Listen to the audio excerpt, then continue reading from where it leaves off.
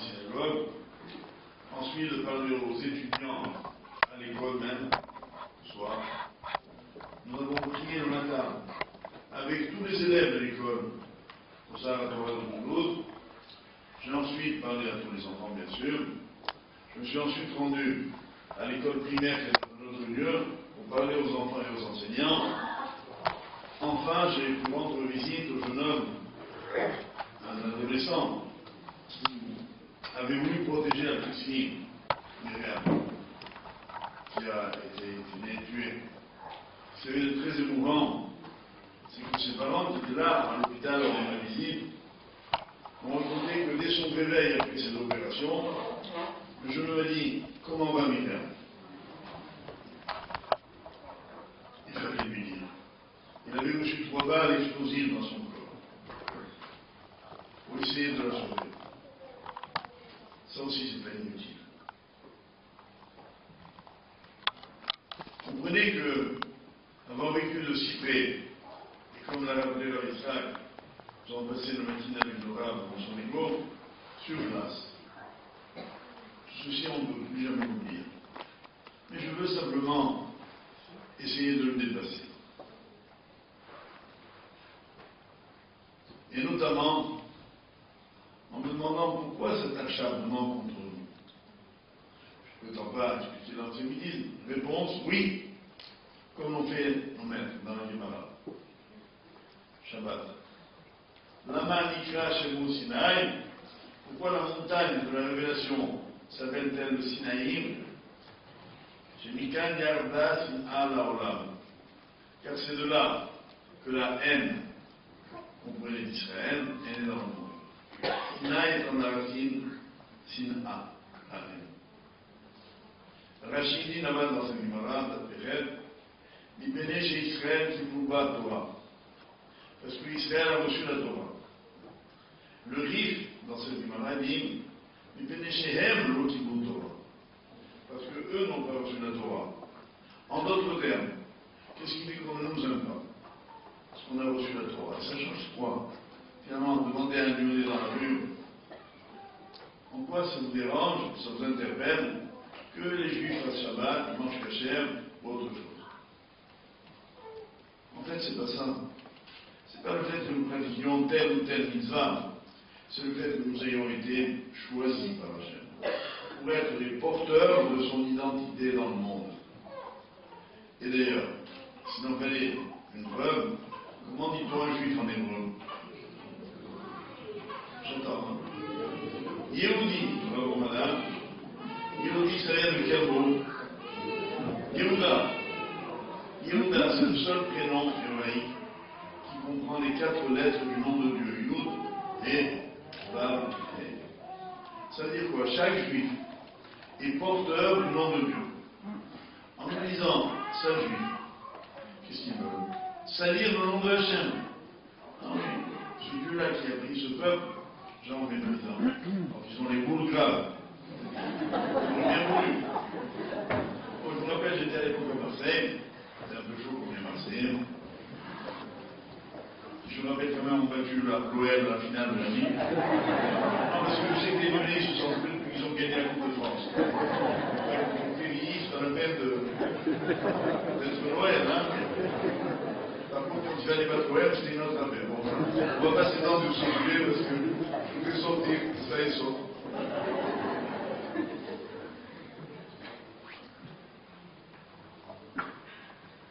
Donc, cet acharnement contre vous vient de là. Porteur du nom de Hachem,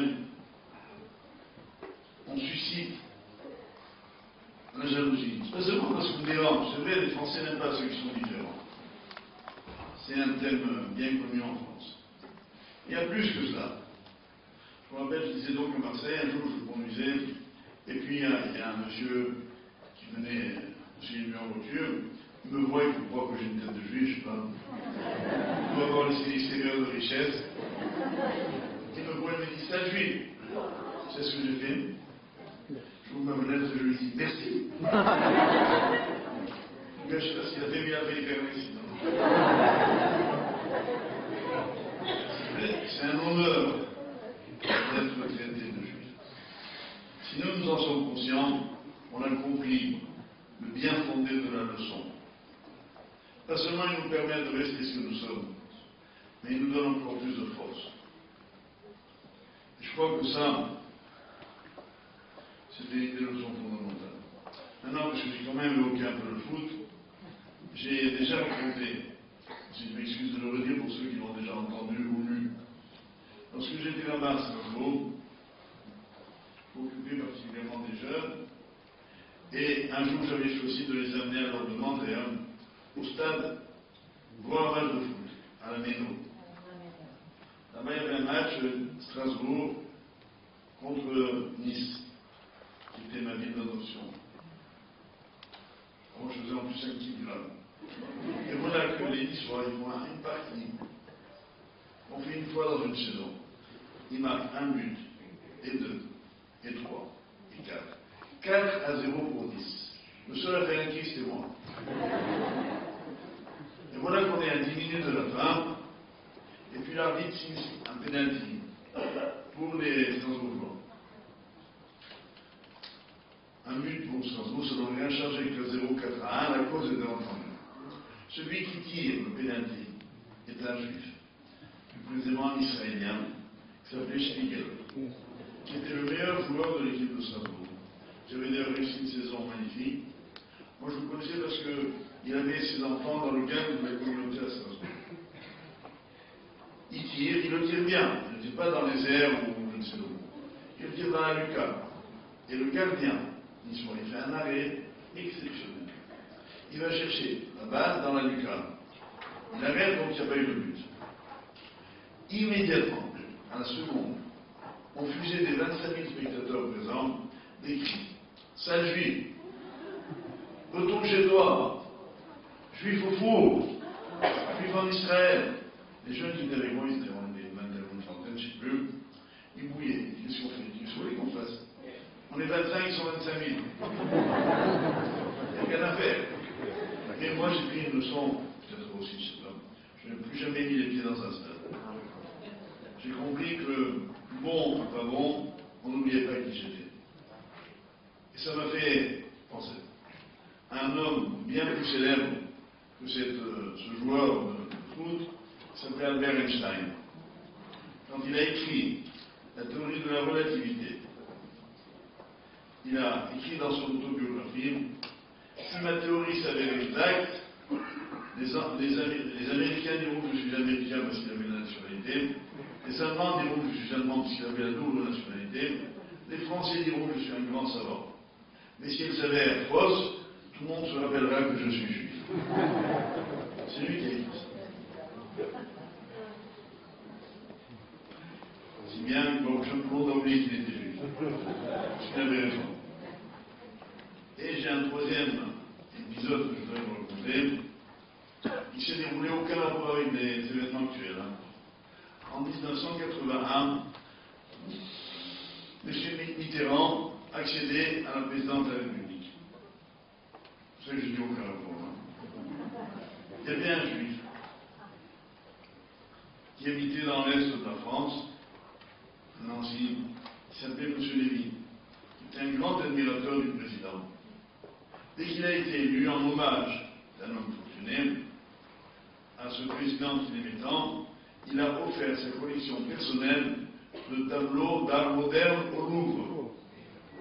Ça a été la plus belle, la plus grande donation faite au Louvre par quelqu'un depuis sa création à l'époque de l'indépendance de la France.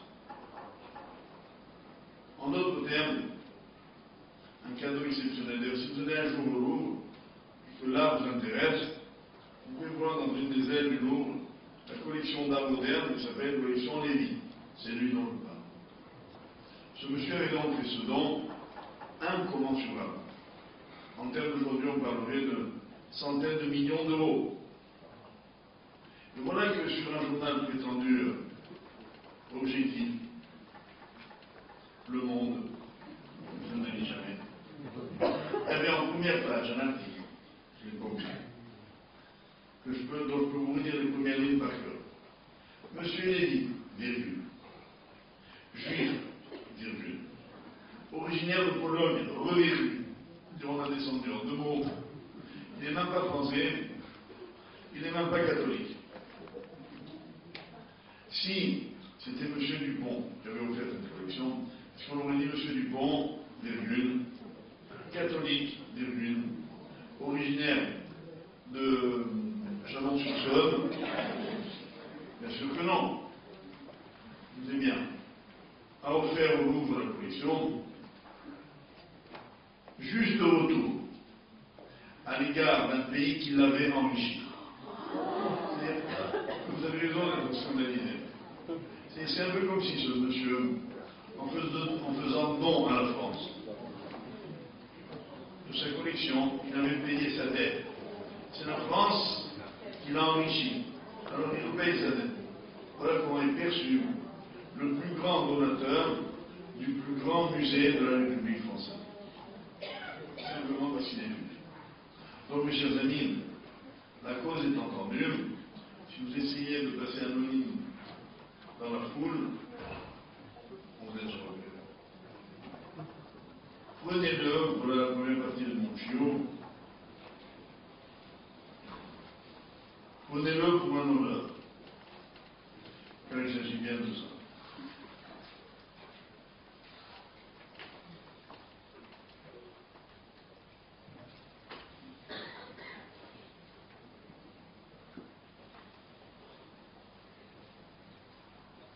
Maintenant, je voudrais quand même essayer de comprendre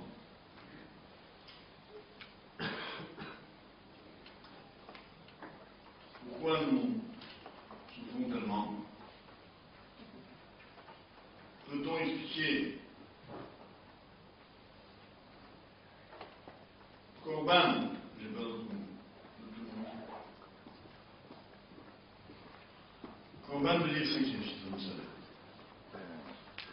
Le jour même de la tuerie, j'ai appelé Madame Sander, une femme qui se trouvait veuve, une trentaine d'années, et on lui a lâché 2 enfants. Et moi j'avais préparé évidemment des phrases pour la soutenir, pour la consoler. J'ai à peine pris le téléphone, Madame Sander, je suis M. Citruc, il m'a dit oui, je sais, mon mari et mes enfants, c'est des syndiqués. Je sais qu'ils sont maintenant dans le ciel, près du Créateur. Il ne peut rien ajouter. Même réaction chez le papa de la petite Bernard, M. Sorigo. Quel exemple. Même le président en a été bouleversé. Une dignité, pas seulement qui ne pleurait pas, alors que c'est un chagrin qu'on ne peut même pas en parler. Quand on connaît la souffrance qu'il a dû vivre, j'ai su parce que je suis en famille, indirectement avec sa famille, par ma dernière fille, Myriam, et il nous a raconté qu'il a passé tout le CD de Tessa, avec la photo de sa fille devant les yeux. Voilà, c'est un homme indifférent, froid. Il a souffert, mais il a compris qu'il y avait là un appel de Hachem. Cet appel de Hachem, c'est celui que je veux essayer maintenant d'aborder très rapidement. Je dis rapidement, parce que j'ai pas des choses à vous dire, j'ai plein de choses. Et vous avez une chance, les Lyonnais, qui est votre inconvénient, parce que je ne suis pas lyonnais. En d'autres termes, je dois prendre le train tout à l'heure. Donc, je suis obligé de limiter mon intervention.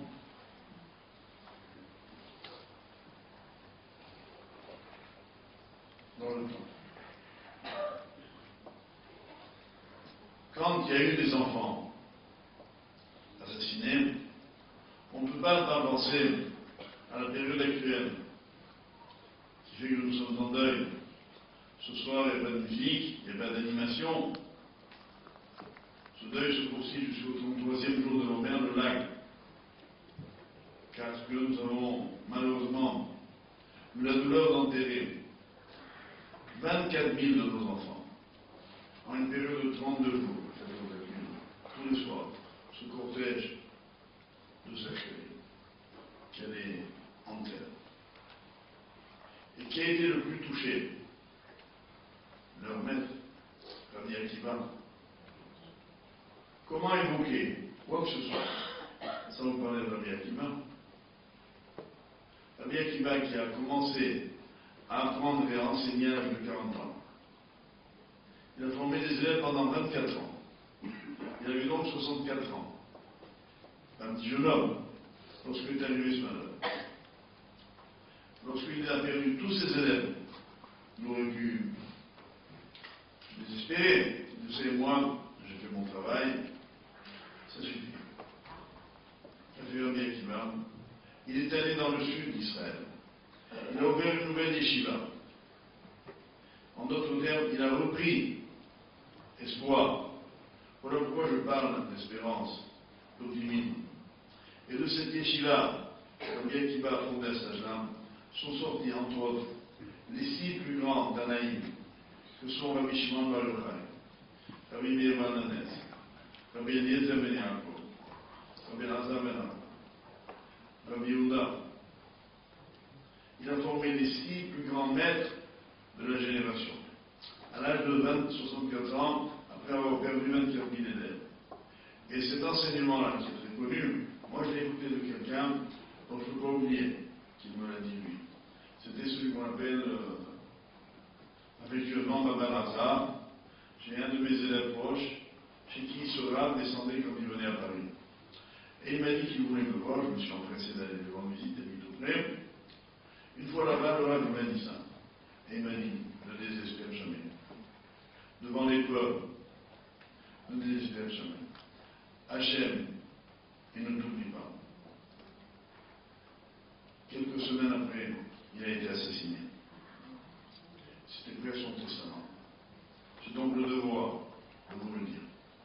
Voilà comment est notre peuple. Ce ne sont pas seulement des vikings qui parlent comme ça. Ce ne sont pas seulement des survivants. C'est tout un peuple, du plus grand au plus petit. Voilà le côté unique du clan d'Israël. Ce n'est pas un peuple de personnalité. Il n'y a pas chez nous d'anonymes. Par conséquent, nous sommes tous des personnalités. Bon, ça, il m'a souvent arrivé de dire, quand je vois un juif, bonjour monsieur le président. Il me dit, mais je ne suis pas président. Je dis, vous le serez un jour. Chez nous, des fois, on crée des associations pour avoir un président. C'est vrai, on le mérite. Parce qu'on est un peuple chef. Voilà pourquoi on est ingérable. Et en fait, cette grandeur, elle vient de la bénédiction que Hachem nous a faite. Il nous a dit, vous serez comme les étoiles dans le firmament. Comment on dit en anglais des étoiles? Stars. Nous sommes tous des stars. C'est vrai. Mais la même bénédiction disait que nous sommes aussi comme les grains de sable. De tout petits grains de sable. Les grains de sable sont insignifiants. À la moindre vague, ils volent en éclats. Mais quand ils sont les uns à côté des autres, ils forment le continent qui arrête la mer, qui a la plus grande puissance. Il n'y a pas plus puissant que l'océan. Une énergie cinétique colossale que les hommes essaient actuellement d'exploiter. Mais le continent arrête la mer. Qui est le continent? C'est les grains de sable. Voilà pourquoi, quand je vous vois ici tous unis pour une cause qui est la nôtre, je suis serein, confiant.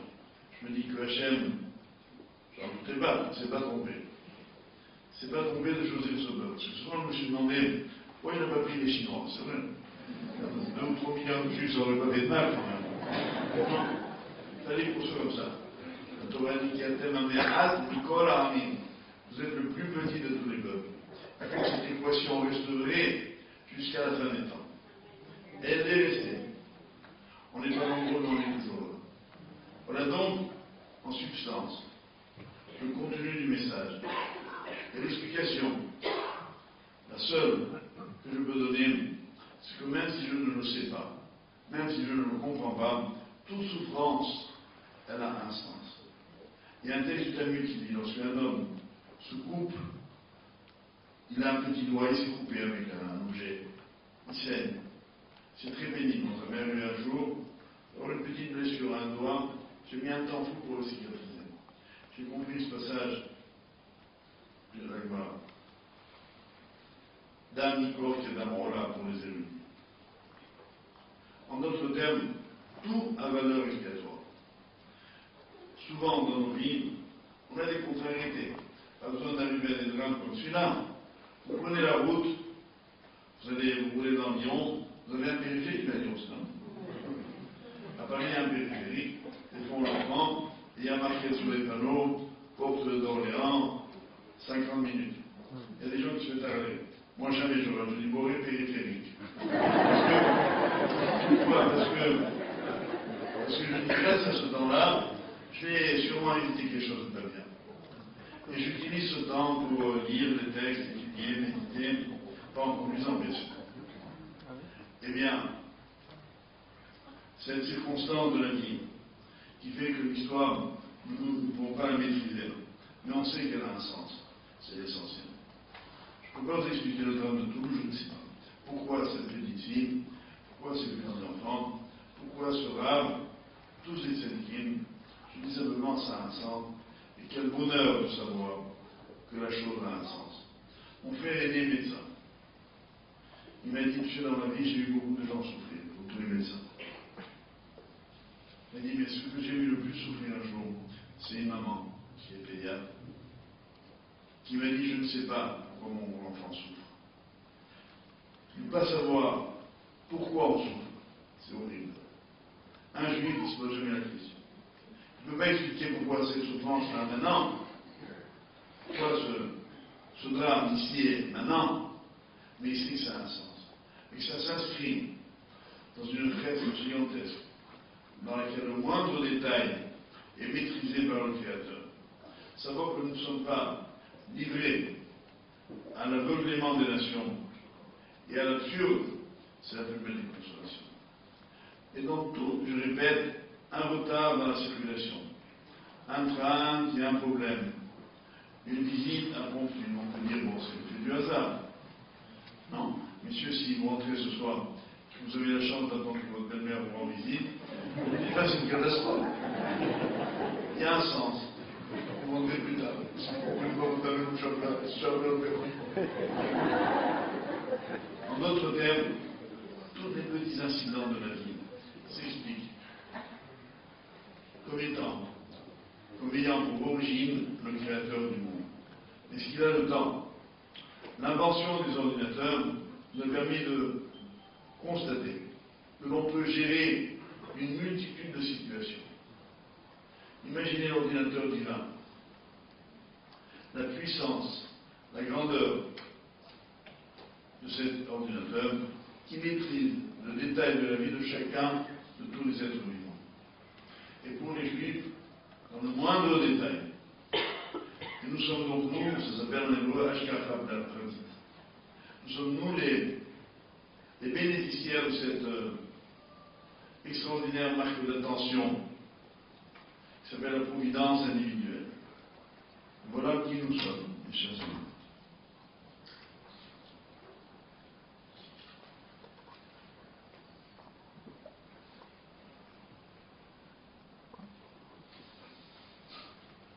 Bien évidemment, la Vierge Shiva, lui aussi, a souffert. Et ce n'est pas la première fois. Ce ne sera pas la dernière. Il mourra dans la souffrance. Il ne se révoltera jamais. Il mourra en disant le schéma. Il a vécu en disant le schéma. Et parmi les épisodes de sa vie, il y a un épisode bien connu dans la Gemara de Brachot, page 60, dans lequel on nous dit que Rabbi Akiva, alors qu'il n'était pas encore célèbre, est arrivé dans une petite ville. Personne ne le connaissait. Personne ne l'invite à manger. Personne ne l'invite à dormir. Alors bien qu'il va, qu'est-ce qu'il fait? Il part de la ville, il va sur une petite colline à côté, et là-bas, il dort. Il reste à manger, bien sûr, et il passe la nuit tout seul dans la forêt. J'imagine qu'il ne peut pas être heureux. Mais qu'est-ce qu'il dit quand il voit ça? Tout ce que fait Dieu, c'est pour le bien. Il avait avec lui un coq sur le réveil le matin pour étudier la Torah. une bête sauvage vient et dévore le corps. Il dit tout ce que Dieu fait, c'est pour le bien. Il avait un âne pour transporter ses affaires. Un lion vient, dévore l'âne. Tout ce que Dieu fait, c'est pour le bien répété. Et enfin, il avait une bougie qui lui permettait d'étudier même la nuit. Un vent violent souffle et éteint la bougie. Il répète, tout ce que Dieu fait, c'est pour le bien. Après cette nuit mouvementée, Rabbi Akiva descend dans la ville le lendemain, et là, suite à une désolation sauf la nuit, la ville a été dévastée pendant la nuit. Il y a une bande de brigands qui est venue, qui a tué beaucoup de gens, qui a volé tout le monde, qui a frappé tout le monde, et Rabbi Akiva comprend. Si j'avais été invité, j'aurais suivi le même sort qu'eux. Si mon âne était resté vivant, par le bruit l'aurait manifesté, et évidemment aurait attiré l'attention des voleurs. Idem pour le coq, idem pour la chandelle. On m'aurait repéré, et moi aussi il m'aurait liquidé. Il a compris en quelques heures que tout ce qui aurait pu être considéré comme des galères, c'était une chance. Alors, prenons au moins déjà tout de suite une résolution, vous et moi. Parce que dans nos vies en sortant d'ici, on arrive pour prendre un bus, juste à ce moment-là, le bus il s'en va. On roule en voiture, juste à ce moment-là, il y a une file, il y a 6 voitures, il y a un feu vert, une passe, 2 passes, 3, 4, 5, c'est arrivé un feu rouge. Grâce de Shalom. Il n'y a pas de masse. D'ailleurs, chez les Juifs, il n'y a pas de masse.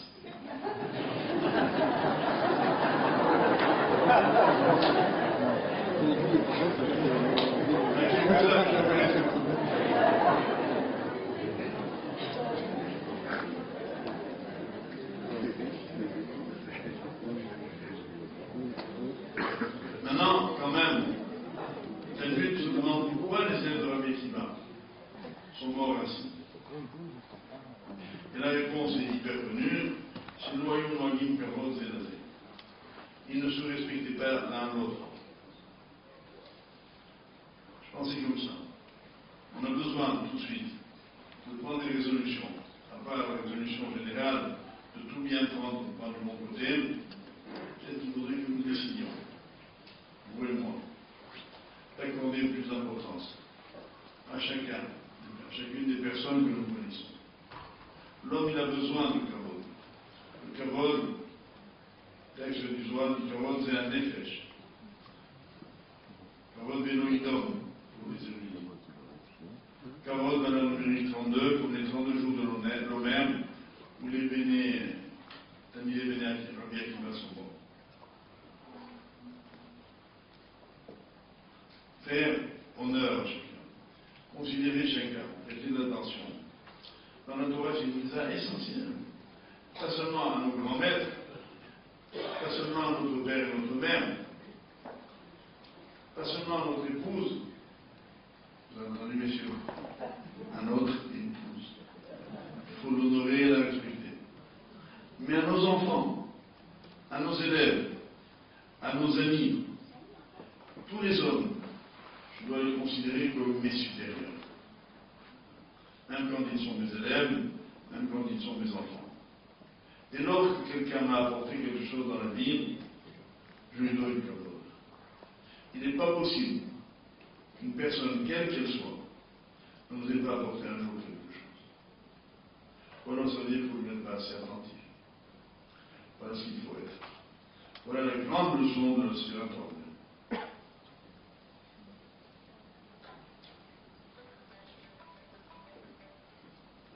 Maintenant, si vous voulez bien,